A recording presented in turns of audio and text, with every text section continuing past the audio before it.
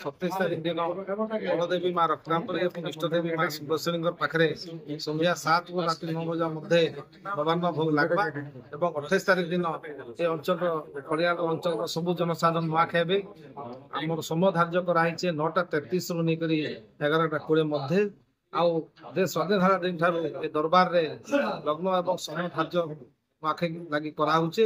ଏ ବର୍ଷ ମଧ୍ୟ ପଣ୍ଡିତ ସୁଦର୍ଶନ ଠାକୁର, ପଣ୍ଡିତ ତାରାଚାର୍ଯ୍ୟ ବରପଣ୍ଡା ଏବଂ ଆମ ରାଜଜ୍ୟୋତି ଶ୍ରୀ ପ୍ରଫୁଲ୍ଲ ରତ୍ନଙ୍କ ଉପସ୍ଥିତିରେ ଆମେ ସମୟ ଏବଂ ଲଗ୍ନ ଧାର୍ଯ୍ୟ କଲୁ।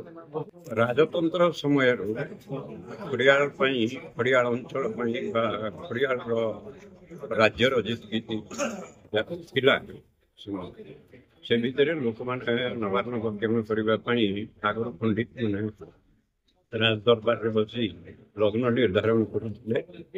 ବର୍ତ୍ତମାନ ସେଇ ପରମ୍ପରା ଚାଲି ଆସିଛି। ଏବେ ବି ଖଡ଼ିଆଳର ପଣ୍ଡିତମାନେ ସବୁ ବସି ଗୋଟେ ବିଶୁଦ୍ଧ ଲଗ୍ନ ନିର୍ଦ୍ଧାରଣ କରାଯାଇଛି। ଆଉ ଏଇଟା ବି ପରମ୍ପରା ଅଛି ଯେ ପ୍ରଥମେ ସମଲେଶ୍ୱରୀ ଆଉ ରକ୍ତାଙ୍ଗୀ ଇଷ୍ଟ ଦେବୀ ରଜାଙ୍କର ସମଲେଶ୍ୱରୀ ଆଉ ତାଙ୍କର ବଡ଼ ଦେବୀ ରକ୍ତାମ୍ବରୀ, ଏ ଦୁଇଟା ମୁଖ୍ୟ ଦେବୀ, ସେମାନେ ପୂର୍ବ ଦିନ ତାଙ୍କୁ ନବାନ୍ନ ଲାଗି ହୁଏ ଆଉ ପରଦିନ ସମସ୍ତେ ନବାନ୍ନ ଭକ୍ଷଣ କରନ୍ତି। ତ 27 ତାରିଖ ଦିନ ସନ୍ଧ୍ୟା 7 ଘଣ୍ଟାରୁ 9 ଘଣ୍ଟା ଭିତରେ ସମଲେଶ୍ୱରୀ ଏବଂ ରକ୍ତାମ୍ବରୀ ନବାନ୍ନ ଲାଗି ହେବ। ତାର ଦିନ 28 ତାରିଖ ଦିନ 9:33ରୁ 11:20 ଭିତରେ ବିଶୁଦ୍ଧ ତୁଳା ଲଗ୍ନରେ ସମସ୍ତେ ନବାନ୍ନ ଭକ୍ଷଣ କରିବା ପାଇଁ ସ୍ଥିର କରାଯାଏ।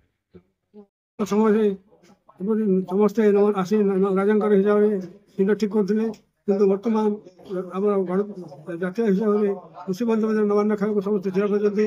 ତେଣୁ ଏହି ଦିନ ଏହି ସମୟରେ ଲଗ୍ନ ନବାନ୍ନ ଭୋଗ ଦେବେ, ସେଇଥିପାଇଁ ଆମେ ଦରବାରରେ ଉପସ୍ଥିତ ହୋଇଛୁ। ଆମର ପଣ୍ଡିତମାନେ ସମସ୍ତେ ଆଜି ଉପସ୍ଥିତ ହୋଇ ତାকে ଠିକ୍ କଲେ। ଦିନ 9:33 ମତେ 11:20 ମଧ୍ୟରେ ନବାନ୍ନ ଭକ୍ଷଣ କରିବାକୁ ସମସ୍ତ ଜନସାଧାରଣଙ୍କୁ କୁହାଯାଉଛି।